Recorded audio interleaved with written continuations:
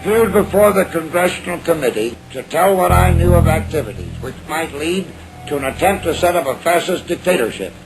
The potential for the disastrous rise of misplaced power exists and will persist.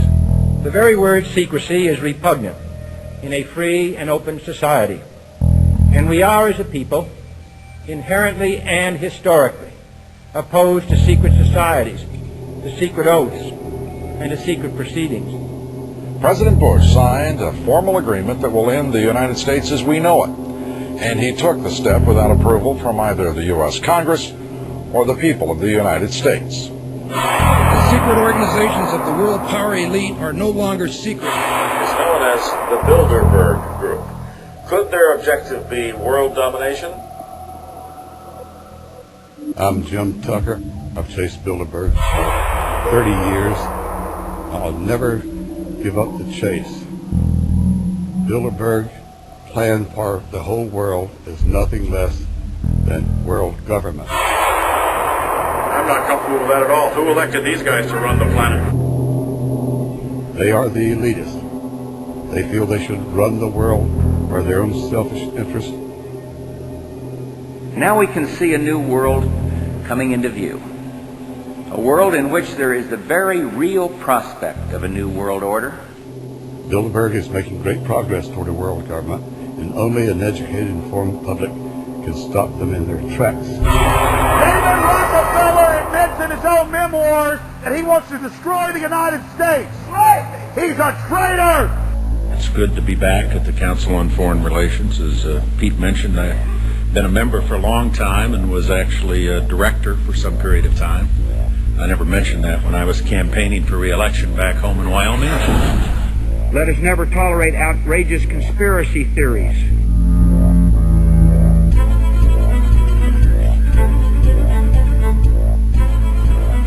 I need you to move off the property, please. Some shots were fired.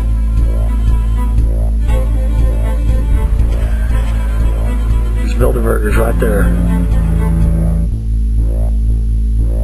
The Trans-Texas Corridor is a vital part because we stop here in Texas. We stop the new world order right here in Texas.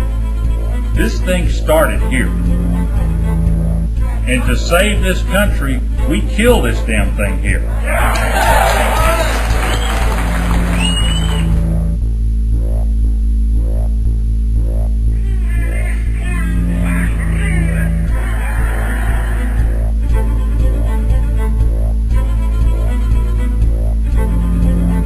There is a chance for the President of the United States to carry out a phrase his father used, and that is a new world order. Your new world order will fall. Humanity will defeat you. The answer to 1984 is 1776.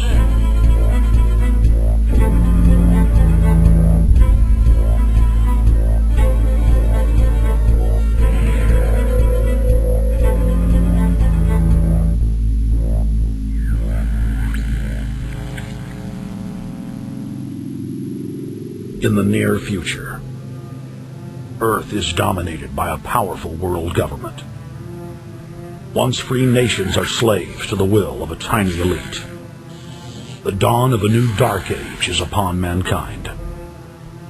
Countries are a thing of the past. Every form of independence is under attack, with the family and even the individual itself nearing extinction. Close to 80% of the Earth's population has been eliminated. The remnants of a once free humanity are forced to live within highly controlled, compact, prison-like cities. Travel is highly restricted. Superhighways connect the megacities and keep the population from entering into unauthorized zones. No human activity is private. AI supercomputers chronicle and categorize every action. A prison planet dominated by a ruthless gang of control freaks, whose power can never be challenged. This is the vision of the global elite, their goal. A program of total dehumanization, where the science of tyranny is law. A worldwide control grid, designed to ensure the overlord's monopoly of power forever.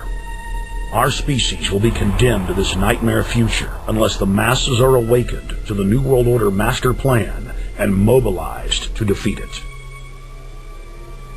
Erected by a secretive group, the Georgia Guidestones are a testament to the elite's plan for a world religion, global laws, with a global court and army to enforce it.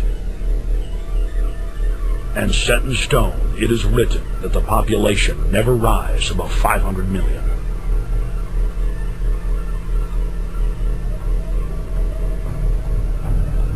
In this film, you will learn how our world is truly governed.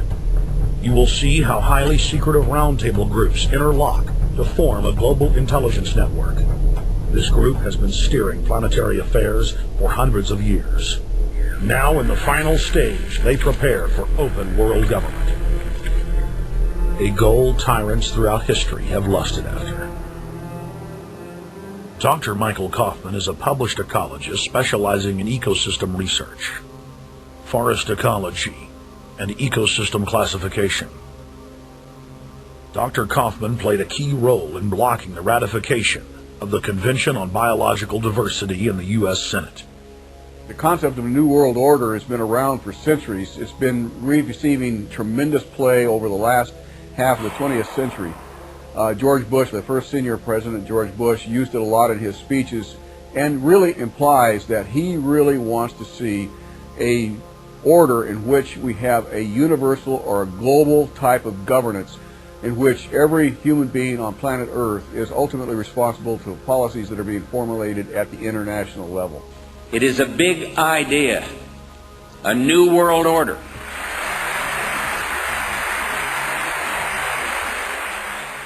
President Bush said that the New World Order was in tune, and that's what they were working for. The UN is part of that government. They're working right now very significantly for a North American Union. That's why there's a lot of people in Washington that don't care too much about our borders. They have a philosophic belief that national sovereignty is not important. It's also the reason I have made very strong suggestion that we need not be in the United Nations for our national security. It's really always the same. You go back throughout all of history, the Roman Empire, the Soviet Union, Hitler during the Nazism was always saying that it's going to create the utopia for the average person, when in fact history always shows that it does exactly the opposite. Conquest and empire is as old as civilization. Babylon, Egypt, and Greece. They all built empires in an attempt to rule the world. The Roman system at its peak dominated the known world. Complex governmental systems were developed to control diverse populations. During the period between the 15th and 19th century, new empires emerged and again waged war for supremacy. The nobility, as well as the thriving merchant class, were financed by a handful of private banks. Many of the great money houses would hedge their bets and finance both sides of a war. Sophisticated intelligence-gathering networks gave the financiers a clear edge over the governments they were slowly gaining control of. On the 18th of June, 1815, agents of the British arm of the Rothschild family looked on as Emperor Napoleon Bonaparte fought desperately to save his army from the jaws of a British-Prussian pincer attack. A Rothschild agent was able to get the news of Napoleon's defeat at the hands of Lord Wellington to Nathan Rothschild, a full 20 hours before the news reached London.